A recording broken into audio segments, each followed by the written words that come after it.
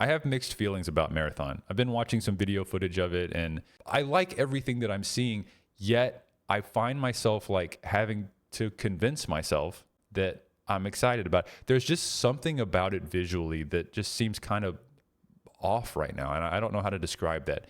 But what I think it might be is the footage that's been put out so far. I don't think that it's probably gameplay footage captured by high skill players. And I bet what's going to happen is this game will come out and it will attract a more hardcore shooter player base.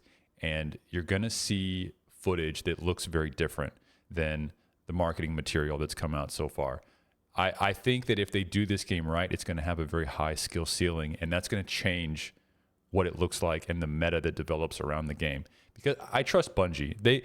I think that they're going to do some things that aren't player friendly. I bet the game will cost like $40-$50, something like that, and they're going to have like battle passes and or like season passes, whatever, and cosmetics. I think they're going to nickel and dime people with a lot of microtransactions and on top of being a game that you have to pay for, which who knows? Hopefully I'm wrong about that. But from what I'm seeing right now, it feels like Marathon is trying to figure out its identity, maybe, because when you watch YouTube videos from people who have played the game, there's a lot of secrecy. They're not really letting people see what's there. And it kind of feels like this alpha test is Bungie sort of tying up loose ends of like how exactly the game's going to play and like certain final decisions that will shape its identity and turn the game into what it's supposed to be.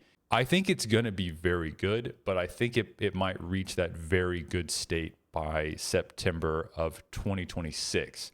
I just don't think there's enough there from what I've seen, unless they're holding back intentionally for whatever reason. But you would think that if they had something really special here, they would not be so secretive about all the game's features. You know, I think they would be generating more hype. I don't know. I think the game's going to be good.